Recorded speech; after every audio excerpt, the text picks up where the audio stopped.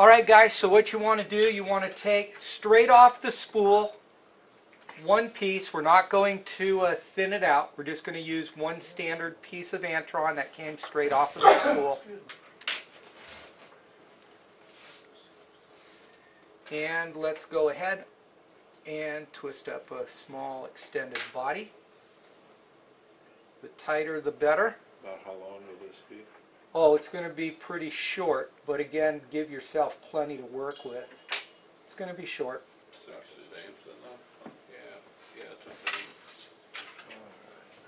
it is going to be a short. Yep, this will be a shorty. So go ahead and create your tapered body extension. So we'll work with the white uni-thread size 8/0 or whatever you prefer to work with, 8/0, 6/0. White's good, like Cahill's good. Okay, so we're going to tie in directly behind the eye of the hook. We've been doing that all day, no need to change now. It's exactly the tie-in position for this pattern as well. What are we You're using the scud hook, the short shank scud hook. So we want to take this one and tie it in that same position, but just slightly beyond the bend of the hook. You can see where it is. Look at how much material I furled, but how much I'm actually going to use. So Look, I furled this whole thing, but I only put that much out there. That would be the longest that you want. It's like about half. Take your eyes and put the eyes in at this point. Lock those puppies in. And they are right behind the eye of the hook again.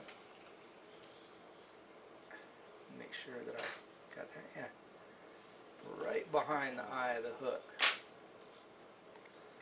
Right there where your tie down spot is, right? Exactly. Do the choke wrap on the figure eights, and then come behind the eye of the hook. Now at this point, there's three colors that I like to use. I like to use, and you know, this is glow bug yarn. And I've gone colors that work for me throughout that whole northwestern range, Northern California as well, is the Apricot Supreme.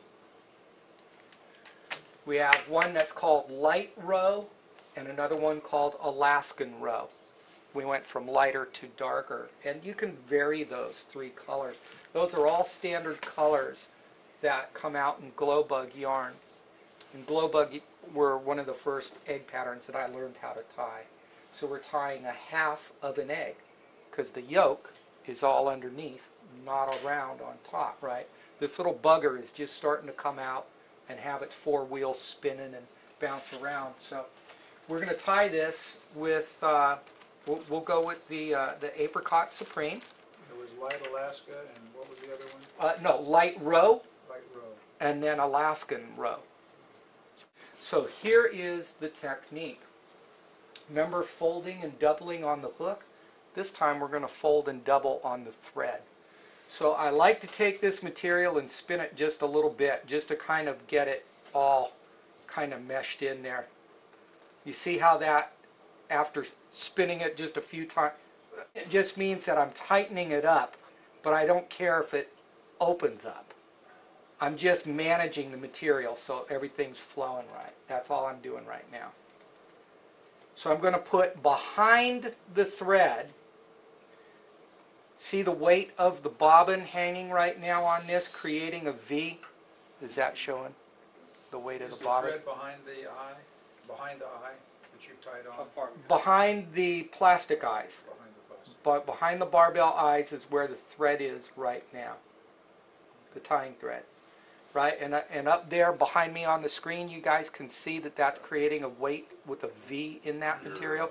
Okay, so we just want to fold that on the thread. Now, if you watch up there, it'll be easier.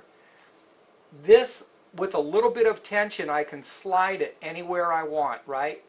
Which, by the way, if I was creating gills on the side of a fish, I'd pull them straight to the side right now.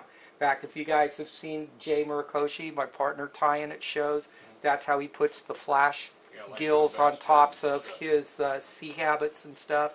If we wanted to come straight down on top, we'd be dead center on top of the shank right now. We want to be underneath. So here's how you do it. You fold and double and you pull up, dead center up underneath. As I pull up, I'm going to pull that material back to the side, and I'm going to try and wrap first where it went, and then I want to grab a little bit of that material underneath. Alright? Pull it up and grab just a little bit of that egg material. Go for it.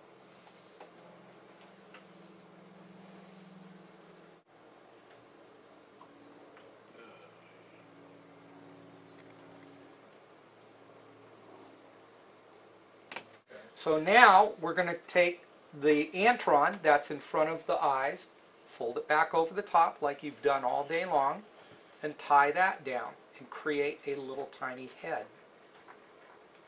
And really lock it in, maybe 15 or 20 wraps with the thread. And then go ahead and tie that off completely. So I use my Mattarelli finish and tie that off.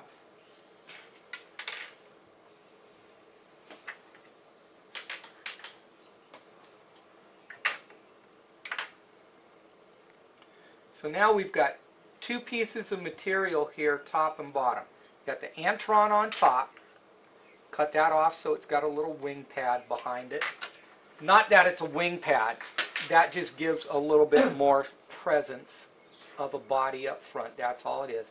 But I'll show you how to get the egg sac.